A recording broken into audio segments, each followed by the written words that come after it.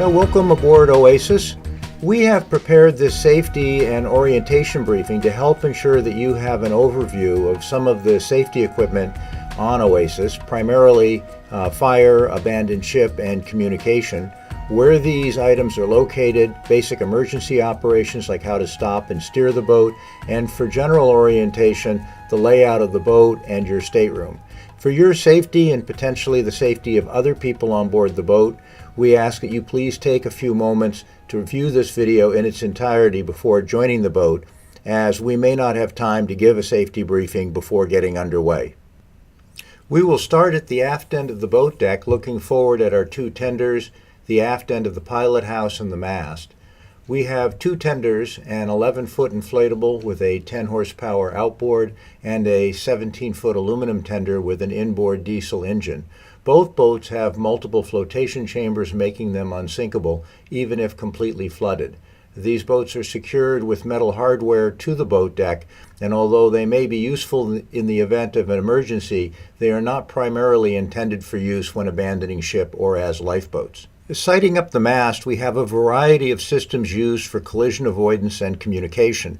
For collision avoidance, we have two radars, several global positioning satellites known as GPSs, running lights, forward and aft facing floodlights, mast light and articulating searchlight, breakdown lights, a high-powered strobe near the top of the mast, air horns, and an automatic identification system known as AIS.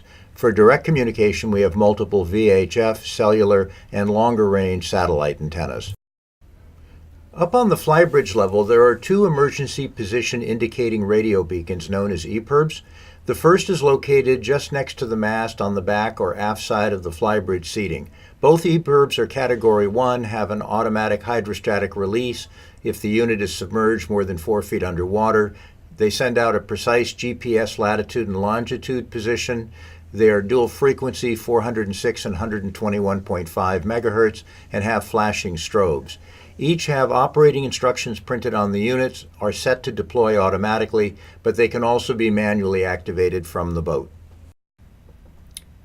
So now let's move up the steps to the flybridge level. When coming down these stairs, it is best to come down backwards. It's a lot safer. In the lower part of the screen, you'll see the second EPIRB. To the left of the EPIRB is our Switlik offshore search and rescue 6-person life raft. It's the same style used by the U.S. Coast Guard and has dual independent buoyancy tubes, a canopy, toroidal stability device, first aid kit, flares, dye marker, food, water, and of course it has also an automatic hydrostatic release in case of a rapid sinking. If you are planning to join us for an offshore passage, meaning more than 50 miles offshore, I strongly recommend you watch the 10-minute detailed video on this raft. Under the forward dash area, directly inside the right-hand locker doors, is a yellow soft valise containing 6 additional life jackets. However, we typically use and/or assign individual inflatable vests to each person on board. There are 6 of this style vest, and they are typically stored in the green ice chest in the middle of the screen, located just forward of the console of the 17-foot tender, or they're stored in the pilot house for an extended offshore passage. Panning over to the long locker on the port side of the boat deck, we store in the aft portion of that locker additional flares, abandoned ship bag, and a third EPIRB. To access the aft portion of this locker, you need to first open the forward lid. Once again, the two tenders on deck do not represent an alternative to the Switlik life raft for abandoning ship and would only be released, launched, or allowed to float free in settled weather. Continuing in the pilot house, we start with an overview of the forward-facing upper and lower dash panels, where I want to show you how to use the VHF radio, AIS emergency transponder, steering, autopilot, and how to slow the boat down, stop, or alter course of the boat in case of an emergency. Starting in the center of the upper dash display, you will see that we have 2 independent GPS units. GPS 1 will always be set to latitude and longitude, giving the current location of OASIS, and GPS 2 will give you our course over ground and speed over ground. Immediately to the right is the ship's automatic identification system, To the right of the AIS unit is the VHF radio. The VHF radio is conveniently located in the center of the upper dash display. It is important that you know how to make a distress call and how to respond. The International Hailing and Distress channel is 16. If you see any other number displayed on the radio's LCD display, pushing the red CH16 button in the lower right corner will immediately switch the radio to channel 16. In terms of communication, VHF radios are what is called simplex radios. In other words, they can only transmit or receive at one time, not like a cell phone, which is duplex. Therefore, when you depress the PTT button, push to talk, known as keying the mic, the radio switches from being a receiver to being a transmitter, and you will not be able to receive, i.e. hear anyone responding to your call. If you need to make an emergency call, you do so by lifting the mic straight up to unclip it from the dash, push or key the mic button in the upper left area of the mic, and continue to depress it while you are transmitting. Remember, after keying the mic, to wait 1 full second before beginning your transmission. Then state the name of the boat 3 times, give our location, shown in the GPS number 1 as latitude and longitude, the nature of our distress, we are taking on water, fire, or medical emergency, state the name of the boat again, and that we are in need of help. Then say over, take your finger off the PTT button, and wait at least 30 to 45 seconds for a response. If we are in a life-threatening emergency, you can say Mayday 3 times at the beginning of the call. Speak slowly, clearly, and then wait for a reply. If you do not hear a reply within 60 seconds, you can repeat the distress call. After radar, AIS is the second most important collision avoidance tool we have on the boat. It is located between the GPS units and the VHF radio and is continuously transmitting a coded message via VHF with the name of our boat, our length, beam, MMSI number, latitude, longitude, range, bearing, speed, and course in true. AIS uses VHF to transmit and receive messages, so its range is limited to between 20 and 40 miles. Any vessel within range, similarly equipped with an AIS unit, will see us, and we will see them on both our chart and radar displays.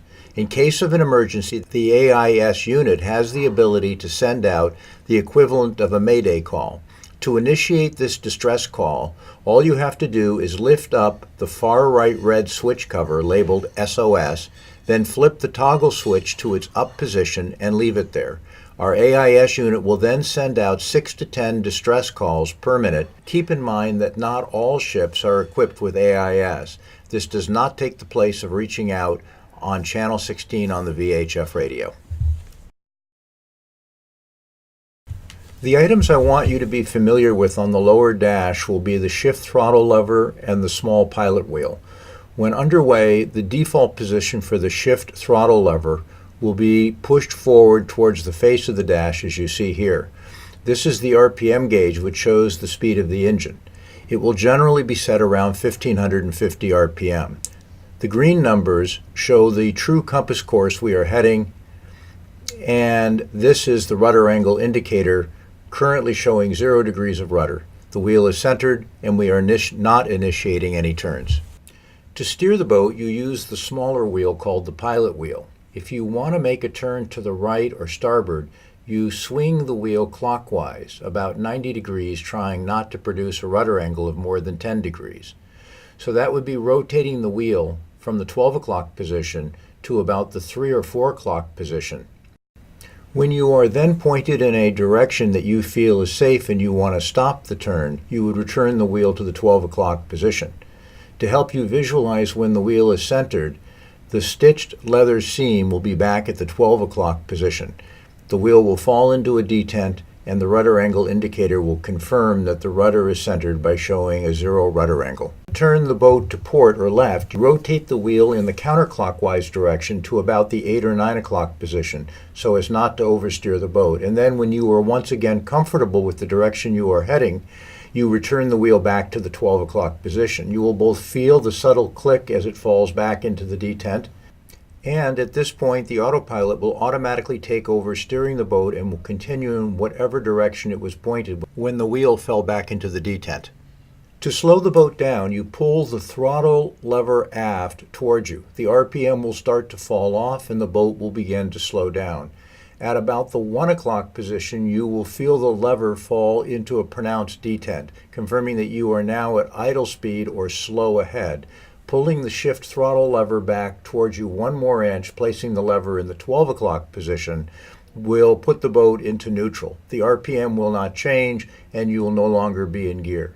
As it shifts from slow ahead into neutral, you will feel the lever fall into another detent, and you will hear the hiss of air escaping, confirming that you are now in neutral. If you need to go into reverse, pulling the lever back 1 more inch to the 11 o'clock position, the lever falls into another detent, confirming you have engaged reverse. Continuing to pull the lever aft or towards you will increase the speed in reverse. Never go from reverse to forward or forward to reverse without pausing at the 12 o'clock position for at least 2 full seconds. Also, all movements of the throttle shift lever should be made slow, steady, and deliberate. From going ahead at standard speed to stop the boat would look something like this. You would pull the lever towards you at about this pace until you hit the first detent, pause for half a second, then pull back into neutral at the 12 o'clock position, pause for 2 seconds, and then if you need to stop the boat more quickly, pull the lever back 1 more inch to engage reverse. Pause for half a second, and then, if needed, you could add more throttle by slowly pulling the lever back towards you. Then when the boat has sufficiently slowed down and you've come back to the 11 o'clock position, then push the lever forward 1 more detent to the neutral position at 12 o'clock. The aft dash has a second VHF radio which works very much the same way as the one on the forward dash. This radio is typically set to channel 22 alpha, which is the U.S. Coast Guard frequency. On the side panel, radio labeled number 2 is the satellite telephone, which works anywhere in the world. There's a dedicated separate instruction sheet on its operation. The area labeled number 3 gives the main and regional U.S. Coast Guard emergency contact numbers, which are manned 24/7. So heading downstairs from the pilot house to the salon, be sure to keep one hand free and to hold the railing on the right where the step treads are larger. There are 3 weathertight doors in the salon. Each door has an individually controlled pair of dogs, one top and bottom, that can be used to secure the doors in rough weather. Both dogs need to be turned to the vertical position in order to open the door. When underway, all 3 doors may or may not be dogged, but none of them should be locked. At the aft end of the salon, there is another VHF radio which works the same as the 2 VHF radios in the pilot house. If this radio is shut off, it can be turned on by rotating the upper right knob, which is the volume control. Below this VHF radio is one of the smaller monitor displays, which is typically set to either wind speed or anchor watch, and can also be used to display the current latitude and longitude in case you're making an emergency radio call. Turning around and walking forward, you see the dining area, breakfast bar, and galley. Here you will also find another vessel information display for the galley area. Continuing forward through the galley, you see the master's stateroom, and then I'll pan here to the port side of the boat, and under the bar sink here there's also a handheld fire extinguisher for the galley area. Heading downstairs from the galley, be sure to keep one hand free to hold on to the railings and walk along the outer side of the spiral where the treads are deeper. There are 4 staterooms downstairs. Turning to the left and walking forward takes you to the forward port stateroom, where we have a washer, dryer, and desk area. Under the desk area, you will see a small handheld fire extinguisher with a label marking its location. In the hanging locker just aft of the desk, there is a large halon fire extinguisher mounted against the forward bulkhead in the closet. Turning around and walking aft towards the engine room, there is a crew stateroom on the starboard side off to your left. We'll just take a quick look in here.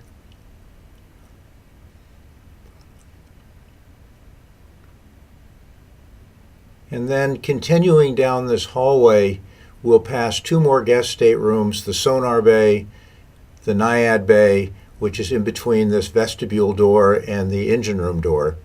If the outer wood door is closed, typically in cases when we're running at night, you will have to open this door to gain access to the engine room. There is a 5-pound Halon fire extinguisher on the floor just to the left of the engine room door. This extinguisher can be used to fight a fire in the lower staterooms or the engine room. The engine room door has a large viewing port. Never open the engine room door before first looking through the viewing port to ensure that there are no signs of smoke or fire. Just outside the engine room door, located in the upper right corner above the door, is a manual override actuator for the engine room's main fire suppression system. If you were ever to see a fire in the engine room, do not open the door. To manually discharge the Halon fire suppression system, you will need to first depress the red kill switch to shut the engine room fans off, and then on the red actuator you pull the pin out and then hit the plunger. This will disperse the entire contents of the Halon system into the engine room. Do not open the door after doing this. The engine room door has a pair of interlocking dogs, which when the main engine is running, these dogs are always left in the closed or horizontal position. To access the engine room, first put on one of the 2 noise-canceling headsets located to the left of the door. You definitely don't want to skip this step. Switch it on. Be sure that the wood vestibule door is closed if we're running at night. And then glance through the viewing port, make sure that there's nothing amiss in the engine room. Rotate the upper dog on the engine room door to its vertical position. That will unlatch both dogs. And then you can push down on the door lever and enter the engine room. Close the door behind you and turn the dogs back to a horizontal position once you're inside the engine room. To stop the main engine, you need to lift up the red protective cover until it locks into the horizontal position. Then lift the spring-loaded switch up and hold it up for a full 2 seconds before releasing it. This will stop the engine. Located at the aft end of the engine is another 2-pound handheld Halon fire extinguisher. Proceeding into the pump room through the aft engine room door, once again you'll need to rotate these dogs to the vertical position in order to open the door. You will see a set of stairs which provide an emergency secondary exit from the lower deck and engine room out to the aft deck. This hatch is electrically controlled from a toggle switch located immediately off to your right after entering this compartment. If for any reason we were to lose DC power, there is a wrench parked next to the switch which can be used to quickly remove the bolt, securing the lift mechanism, and the hatch can be manually raised. Located just inside the pump room on either side of the door are 2 large fire extinguishers. On the starboard side is a foam fire extinguisher labeled foam, which can be used to extinguish an oil or fuel-based fire. On the port side there is a CO2 fire extinguisher, which is useful on an electrical fire. Just above the fire extinguisher is the wrench discussed earlier, used to remove the bolt from the electric hatch. For those who will be more involved in standing watch or actively interested in participating in the ship's operation, there's a more detailed video entitled Watch Standing, which will provide the next level of overview on the pilot house electronics, as well as performing routine hourly engine room checks. Heading forward out of the engine room, we will give you a quick overview of what you will find in your stateroom. All the doors and drawers have latches to secure them in the open or closed position. This is a typical door latch. Do not pull on the door if it is latched. You will need to reach around behind the door and lift the unlatching mechanism. Each stateroom is equipped with both a fresh air fan, which brings in makeup air from outside the boat, along with a heating and air conditioning thermostat. The fresh air fan knob works counterintuitively. It is currently off at the 7 o'clock position. Rotating the knob clockwise to the 8 o'clock position turns the fan both on and to the high speed. Then as you continue to rotate the knob all the way clockwise to the 4 o'clock position, the fan speed slows down to low. You will not be able to hear or feel the fresh air fan running, so my suggestion is that you leave this fan at around the 9 o'clock position. The thermostat to the right of the fresh air fan allows you to set the temperature in the room. This should already be dialed in, and I suggest that any changes should be made not more than 2 degrees at a time. There are two vertical slide switches to the right of the thermostat knob. The upper switch controls the fan speed, low, medium, or high, and the lower switch allows you to select between heating and air conditioning. Note that the air conditioning will only function if we have that system running. Each of the rooms have a wall-mounted reading light. There is a white push-button switch at the base of these lights. To turn them on or off, you just push that switch in and then release. Please do not leave those lights on when you're not using them. Below the reading light is a small battery-operated flashlight. Rotating the base of the flashlight turns it on. There are three main light switches in each stateroom, consisting of an AC light used for general illumination, a DC light used for emergency or night lighting, and rope light, which is for ambient light if you need to move around the room at night and don't want to lose your night vision by turning on the main AC light. Each head has a shower door with a mechanical latch to keep the shower secured when underway or at anchor. These should always be left in the horizontal or locked position. The cabinet drawers and doors all have push-button latches. When the button is fully depressed, the door is locked. To unlock the door, you push in and release the knob. The latch button pops out, allowing you to open or close the door or drawer. When you have closed the door, depressing the button back in relocks the door. To operate the flush button, you push straight in on the button and hold it for 1 to 2 seconds, or until you start to hear the toilet flush. We use fresh water for our toilet, so the cumulative effect throughout the boat can consume a disproportionately large amount of fresh water. Fresh water on board a boat is always in short supply, so we ask that you not hold down the flush button longer than is necessary, or leave the water running when brushing your teeth and showering. There are 5 light switches in the bathroom, from left to right, starting with the AC light for general illumination, the mirror light around the vanity mirror, which is on a dimmer, the shower light, exhaust fan, and heater. Please switch all lights and fans off when not using the bathroom. Each shower has a thermostatically controlled shower valve and on-off volume lever. The shower is off when the lever is parked at the 3 o'clock position and turns on as you rotate the valve clockwise through the 6 o'clock position to full on at the 9 o'clock position. The water temperature is controlled by rotating the round faceted knob, which has a preset temperature limit of around 110 degrees Fahrenheit. To make the water warmer, you must depress the red button located on the bottom of the knob, which will unlock and allow you to rotate the knob to a warmer temperature setting. Please do not force the knob. You will also find shampoo, conditioner, and soap in the shower. There is also a squeegee and chamois in the shower for you to dry the shower and walls and glass when you are done showering. If you are joining us as part of an extended voyage, you will find a notebook in your room which contains more detailed information from our itinerary to abandoned ship procedures, and even an inventory of the 1,000+ TV shows and movies that we carry.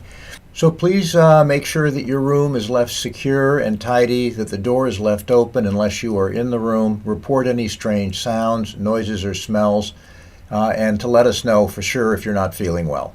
Thank you for taking the time to watch this orientation, and welcome to OASIS.